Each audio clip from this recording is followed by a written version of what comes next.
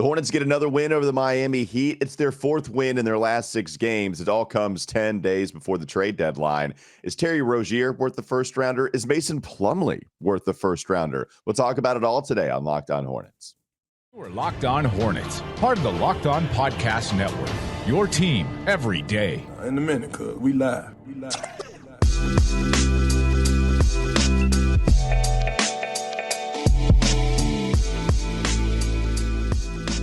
It's Locked On Hornets, part of the Locked On Podcast Network. It's your team every day. Thanks for making us your first listen. We're free and available anywhere you get your pods, and that includes YouTube. Today's episode is brought to you by PrizePicks. First-time users can receive a 100% instant deposit match up to $100 with promo code Locked On. That's PrizePicks.com.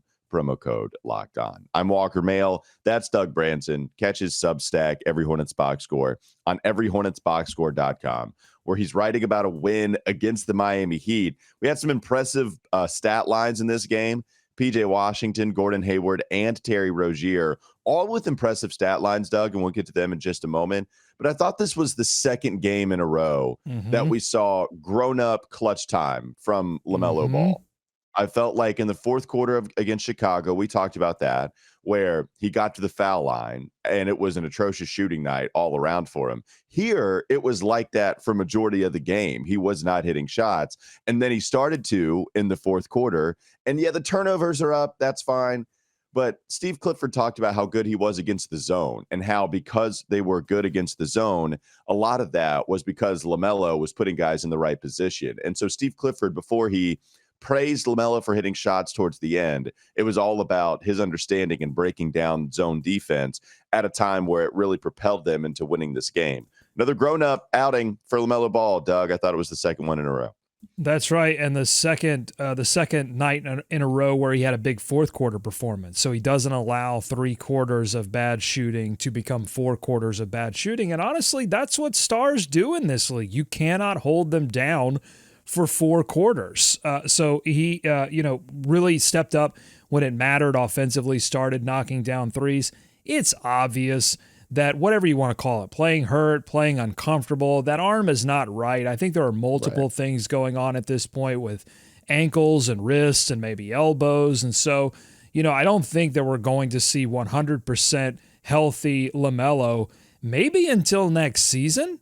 So, what we're getting right now is a more mature LaMelo Ball. He hit the floor for a loose ball. That's not something I've seen him do very often. He's making like serious hustle plays that matter in games like this where you really need every single player to play well, especially the starters.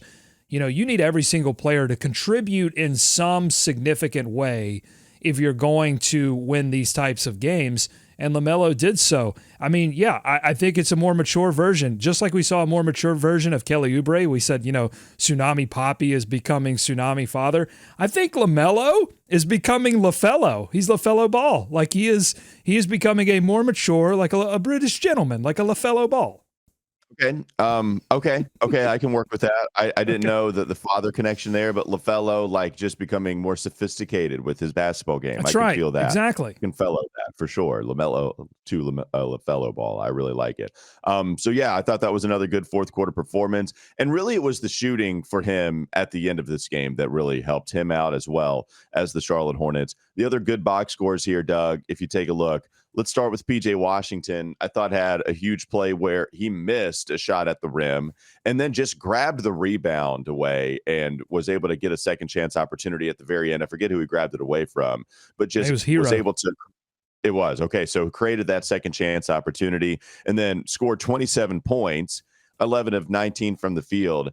And then the three-point shot was off at the beginning. He goes bang, bang, bang right in a row, goes 3 of 6, and then I think misses one towards the end. But other than that, I thought PJ was very good. Gordon Hayward, perfect from the field, 7 of 7 from the field, including 3 3-pointers, 20 points for Gordon. And then Terry Rozier, 11 of 19 from the field, 5 of 11 from 3-point range, and finished with the leading points getter, or as the leading points getter, scoring 31 points.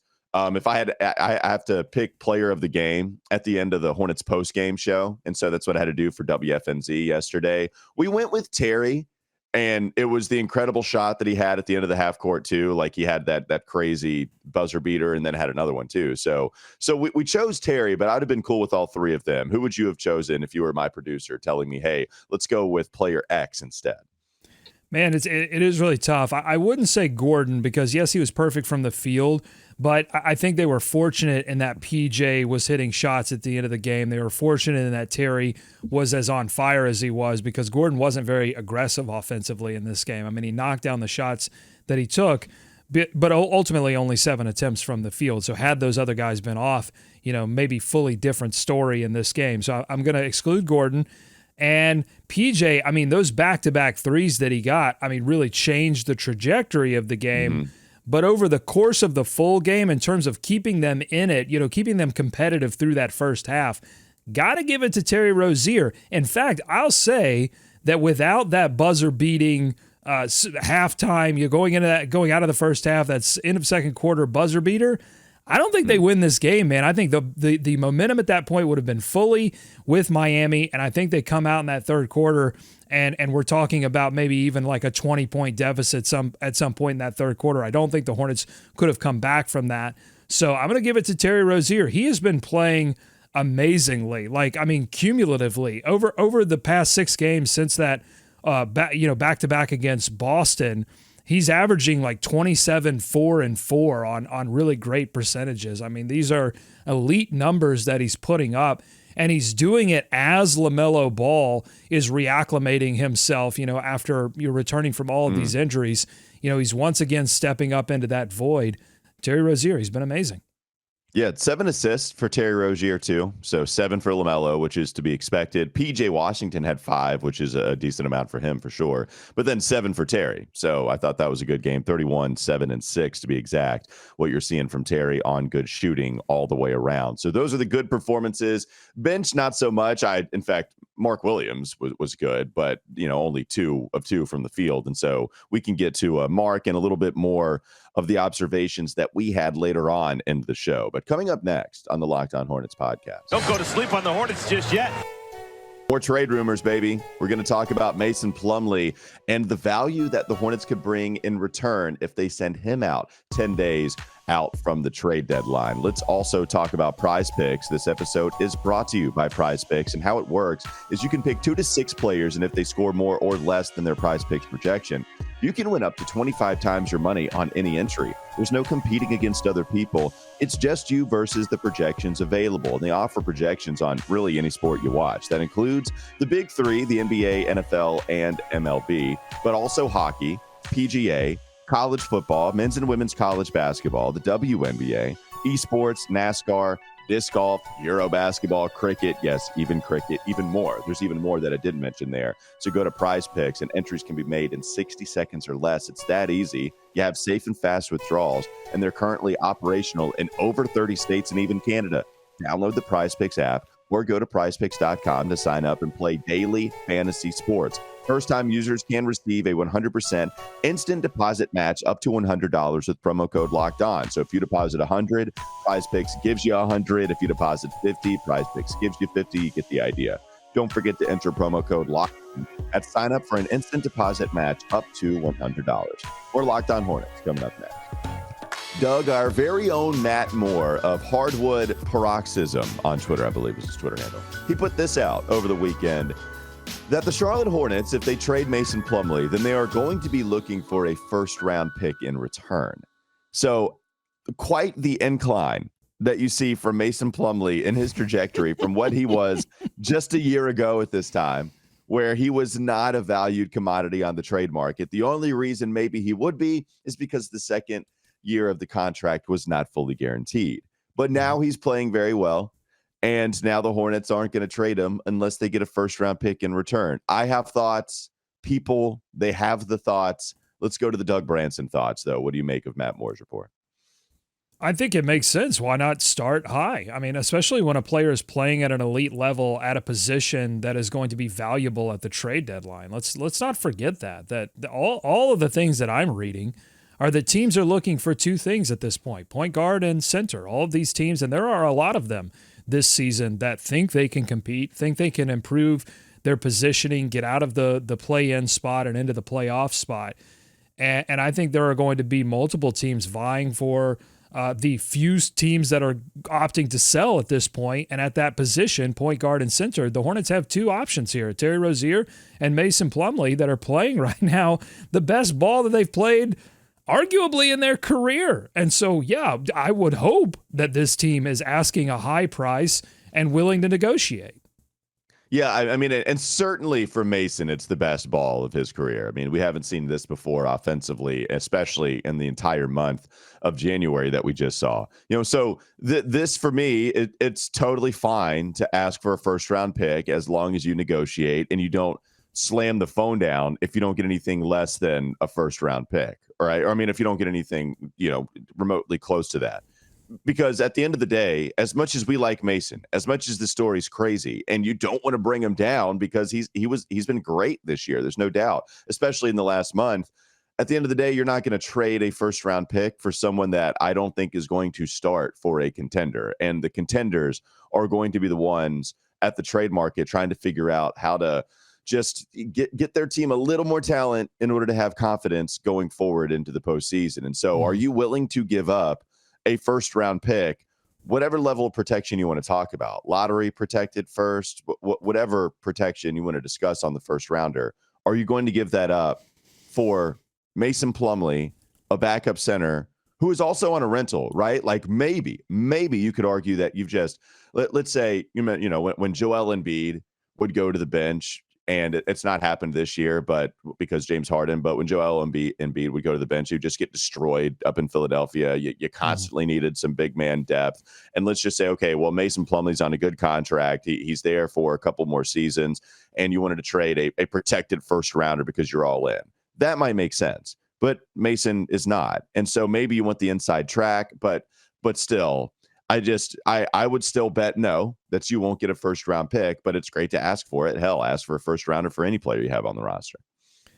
Yeah, absolutely. And honestly, I would be more comfortable with them playing hardball on Mason Plumlee than I would be Terry Rozier, because the negatives of keeping Mason Plumlee are relatively low because of the contract situation. And honestly, because when Mason's on the floor, it does make your team play better. Like it reasonably increases the chances of other players that you are trying to develop playing well, including LaMelo Ball, honestly, including Mark Williams. I think playing him at the backup center position this season would continue to benefit him because he's going to get easier matchups.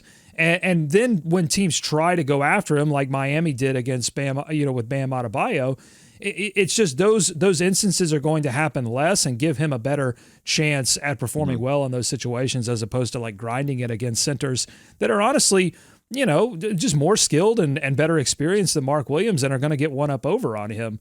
So the negatives of keeping Plumlee are relatively low. So I wouldn't mind them playing hardball.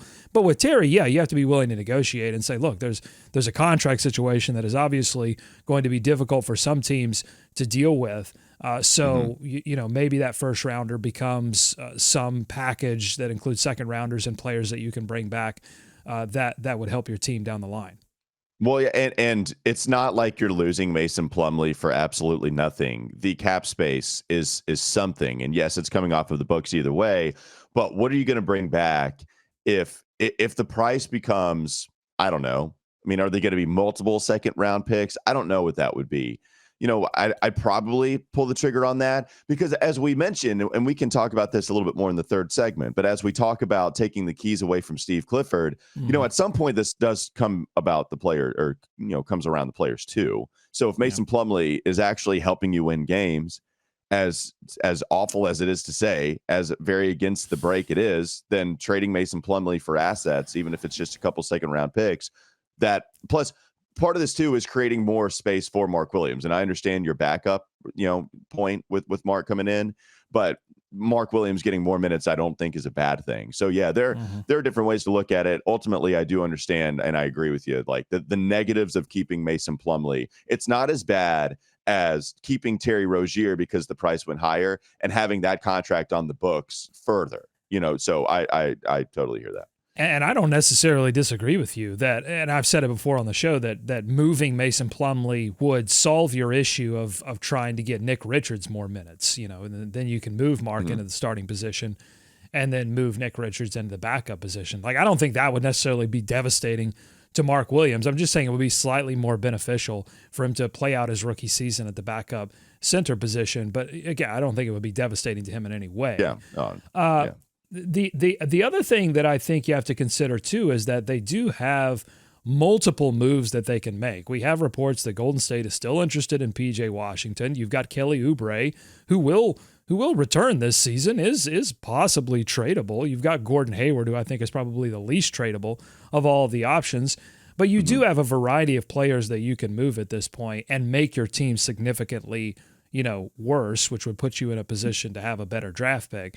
So, again, if they end up moving one or two of those guys and keeping Mason Plumlee, I don't think he helps you win games. I think he helps you play better. To me, Terry Rozier is the impact player that does actually result, has the ability to single-handedly result in a win or loss. Yeah. Well, we'll see what they can do with Mason Plumlee at the trade deadline. And it's close. What you'll see a couple of trades come in a week before the trade deadline where it's the good students in elementary school where they get their homework done early, because the deadline, it breeds activity, right? Like that's the reason we see so much of it, is because you can't do it and it's up against the deadline, and that's all right. Now we got to pull the trigger on something. Where you're going to see a couple of A+ students get their work done a week out before the deadline. Yeah. Is Charlotte going to operate that way just because they've been studying for a long time, given all the rumors around their roster? That'll be interesting to see. Well, you have to let the clock tick down. I mean, that's just kind of the reality that the deadline exists. And so, teams on both sides of the negotiating table are going to take that clock as far as it can go until one team decides that they have the best deal that they can possibly get. And then it's really up to that team to say, all right, do we take that best deal or do we hold pat?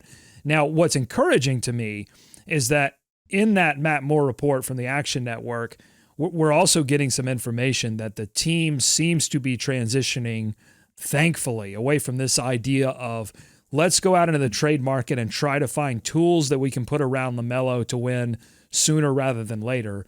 And instead they're transitioning into a place of, how do we position this team to win in the long term around LaMelo Ball? Because I don't think that there's really necessarily a move that they can make that would vault them into playoff contention status next season. This needs to be more of a long-term sell on LaMelo Ball, and say, hopefully it involves a transformational player like Victor Wembanyama, and you get that first-round pick, and then you pair that with some other moves that you make and sell LaMelo Ball in the long-term vision. But so I'm glad that they're transitioning away from that. But here's the thing, Walker. You got to get the deal done, right? You got to do something. That's the big challenge. That's the big, I think, concern from a lot of Hornets fans who have been paying close attention to this front office. You've got to actually get pen to paper and get a deal done. We'll see what happens in 10 days. All right, coming up next on the Locked On Hornets podcast. Don't go to sleep on the Hornets just yet. Have some finishing thoughts on that, maybe go around a little bit on that topic. And then let's go to Doug's notebook, talk about this game against Miami once more. This episode is brought to you by TurboTax. You can go to TurboTax and don't do your taxes. Meet with an expert who will do them for you. TurboTax experts can relieve you from the stress of taxes and file for you so you can do, well, not taxes. Show your eyes things that aren't taxes. Unpack a moving box of, not taxes. Taste, not taxes. Sing Not Taxes a lullaby. That'll help you relieve some stress. Hope Get Not Taxes sleeps through the night. Grab a saddle and ride Not Taxes into the sunset. With TurboTax, an expert will do your taxes from start to finish, ensuring your taxes are done right, guaranteed, so you can relax. Feels good to be done with your taxes now, doesn't it? Come to TurboTax and don't do your taxes. Visit TurboTax.com to learn more. Intuit TurboTax, full service products only. Video meeting while expert does your taxes required. See guaranteed details at TurboTax.com/guarantees. Last segment on Locked On Hornets coming up next. Is Locked On Hornets. Mitch Kupchak, will he do the thing that he has not done in season this entire anything time? The thing that he has not done it is always anything. comes back to do something. Just do one thing. You need to get a stick from outside and become the meme in person, because it always comes back to do something. Do something. It's time for more of the Locked On Hornets podcast. All right, so you were talking about the idea that Mitch Kupchak has around this team and basically not operating under the level of, hey, if we get a couple more pieces, maybe we can make the playoffs and go deeper into it. So, and that's, I think, how they've operated with some extensions, right? Like not even an extension for Gordon Hayward, but they bring him on. And I think the idea for Mitch Kupchak is that you can't get the high-class all-star for anything less than $30 million a year at that level of play, right? So you got to overpay for Gordon Hayward to bring him to the city of Charlotte, and then Terry Rozier, you want to keep on to him. And so you fall victim to a very, very, very, let me emphasize, light version of what happened with the NBA salary cap rise, but you just want to hold on to some of the pieces that you have. And in reality, it's just not going to work out in the future. So I believe maybe that's what they've done with Gordon and Terry, and we'll see what happens elsewhere on the roster. But I do think that Mitch Kupchak has actually been somewhat brutally honest about not falling into this falsehood that this team is a second round playoff contender, right? Like when they made the move at the deadline last year, it was to get some big man depth with Montrezl Harrell, but they only gave up Vernon Carey, who they weren't going to play. And they gave up Ish Smith because that was the somewhat value of something to go back to Washington and lose some point guard depth and get Montrezl. But they're not pulling off these trades that say, okay, we think we can make the playoffs this year. And so I don't think that they're going to do that for next season. It's the other side of the coin, right? It's the fact that Mitch Kupchak doesn't complete the deal. They have not been in playoff contention as far as getting to the second round. And so I do have a lot more hope that if they do trade, it will be because of the whole selling and not the buying.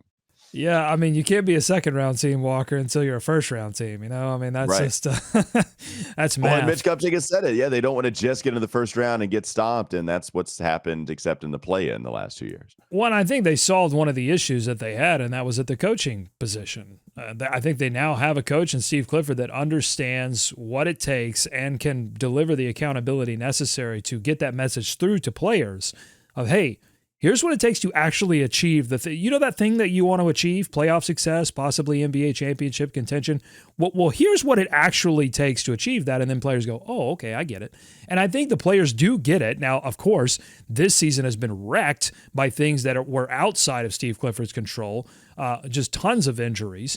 But you can see in this stretch that they've been on where they've won 4 out of the last 5 games and played spoiler to some Eastern Conference teams like Atlanta, Chicago, and now Miami that are fighting for playoff positioning. Now, I don't think Miami took Charlotte very seriously. I'm just going to say that right now. Jimmy Butler was doing a lot of laughing. I didn't see much. I don't know. I didn't see him after the game, but I don't think he was doing much laughing after the game. But they didn't take him seriously. But look, Charlotte got him, and Charlotte got him because I think Steve Clifford has these guys believing. So they've solved that one issue, but they still have a talent gap. I mean, there's no doubt about that. You know, Clifford is brilliant at getting a less than talented team to play, above water. But that hasn't proven for him to be second round playoff success. So they still have to fill that talent gap. But I'm glad that now it seems are finally coming to terms with this, and I hope they don't commit to any long-term money at this trade deadline. Well, and I don't think they're going to commit to more. I mean, that would be a shocking change. That would be, and I would be pretty angry if they did that. I think a lot of people would be. But that's interesting that you use the phrase they solved the coaching problem that they had last year, that they solved it. I just thought that was an interesting word because I think there's a very real topic of conversation we're going to have on whether Steve Clifford is back next season. And it wasn't because of Steve Clifford just being this terrible coach, right? I mean, we know the circumstances. We know the hand that Steve Clifford was dealt with all of these injuries, with Miles Bridges being arrested for felony domestic violence. We know that the roster was not the roster that he thought he was going to get, that he called the most talented. So all of that is true. At the same time, I still thought there was a legitimate question as to whether Steve Clifford would be back. So you think so? Well, just don't mistake me. I don't think that Steve Clifford was the only person that could have achieved what he's achieving right now. I just think Clifford over his career has shown that he's actually unique. He is uniquely suited in bringing a group together that isn't necessarily like the most talented and raising their level of play. Okay. Like he can do that. Classic floor raiser coach, right? Right. But there are other coaches. I think Kenny Atkinson would have been capable of that. I certainly think Mike D'Antoni would have been capable of that because they bring with them cachet.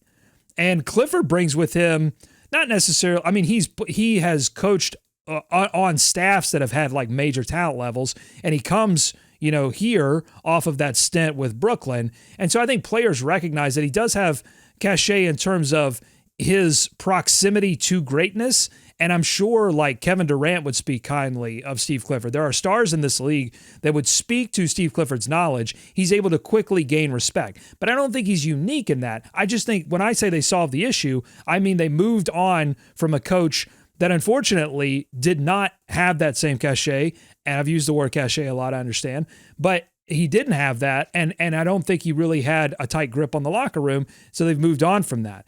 Will Clifford want to stick around for a rebuild? I'm not sure, but there are plenty of other at least they have the mindset now, like the kind of coach that's going to be necessary to move this thing in the right direction. Oh yeah, and for sure, I just was wanting to be clear because Steve Clifford, I don't think that I don't even know if I thought that you thought this is a unique thing for this team, right? Like there are plenty of coaches that can get the most out of a bunch of different rosters, but even with that, even with all encompassing, there's a few different coaches that could do this. I don't know if so many people would say, okay, they got this solved and then move on. And so I'm interested to see if Mitch Kupchak feels that way, if the Charlotte Hornets, because remember, when they agreed to this deal, both parties, it was always a little eyebrow raising as to, wait, that's a little interesting. It feels like this could be something short term, and then they can move on if they wanted to. And a season where you don't even sniff the play in, that would classify to me as some type of, of reason of you not wanting to go further anymore. Yeah, and I don't want, and when I've been saying a lot on this show, take the keys away from Steve Clifford in terms of like, don't allow this team to continue to win in the back half of this season at the expense of securing those draft odds at one of the top 4 picks, the top draft odds to secure one of those top 4 draft picks. I don't want people to mistake me here. I'm not calling for the Hornets to like remove Steve Clifford from the head coaching job. I think he's done an amazing job, and I think he's like a really good coach for this situation and has formed a great relationship with LaMelo Ball, which should be sort of 1A in terms of your evaluation of the head coach of the Charlotte Hornets at this point. What I'm saying is Steve Clifford will win with this team if they're fully healthy. He is capable of going on a back half run. He's done it in Charlotte before with less talented teams. Okay, so you got to take the pieces. The keys are players. You've got to take these players that are helping him win, that believe in him, that are. And this is brutal. This is very brutal, cynical talk. But that's the deal. You got to take it away. Look at this Miami game. Clifford, after winning against the Bulls and doing something that he hasn't done in a long time, going to the zone, he goes to the zone early in this game against Miami, fights fire with fire, and plays the little zone at the beginning of this game. He's willing to adjust. He wants to win basketball games because that's just the kind of guy Clifford is. He loves to win. That's why you love him. He's competitive. He understands what it takes to win. So that's why I'm calling for the front office to go to his office and take those keys away. You are not driving this Lamborghini anymore, and then throw some keys to, one of the, like a minivan or so. You got to give him a minivan. Yeah, Steve, look, you're way too reckless. You've had one too many. Give me your Mason Plumlee, okay? Like no more Terry. Come on, he's drunk on Plumlee. Put your Terry Roziers, put your LaMelo Balls in the bowl, and then you can get them in the morning when you wake up. We have plenty of places to sleep. It's not happening for Steve Clifford. All right, let's do some observations later on. Maybe we can. Do you want to do a couple of them now, or do you want to do in the next show and give just a fantastic tease? Oh man, let's see. Look, we didn't talk about LaMelo's passing in this game. There were some really silly Billy passes in this game. I noted the silliest of the Billies in my, I think it was in the second quarter, 9:48. He threw this physics-breaking pass inside to a cutter.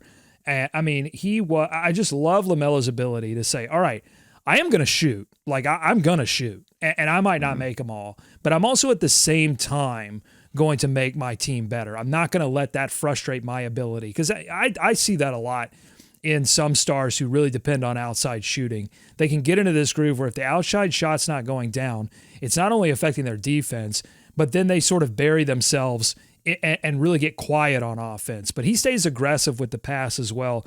I just loved it, man. I love LaMelo Ball's game over the past two. I hope that when, I'm not going to say if, when, I'm going to keep it positive here. When LaMelo turns the corner next season into all NBA territory, I really hope that you and I can get on a show next season, next year, and go, hey, remember when LaMelo was coming off those like multiple injuries, he was playing hurt, and he started to do some things like put his head down, get fouled, like get on the floor for loose balls, even when he was shooting poorly. Remember when he's doing those kind of things? That felt like a corner turn. I hope that in the midst of all of the clouds that have been over this season, we can look back and point to these certain things for not only him, but Mark Williams and some other guys and go, this season meant something. It was worth something, and I'm glad we watched it.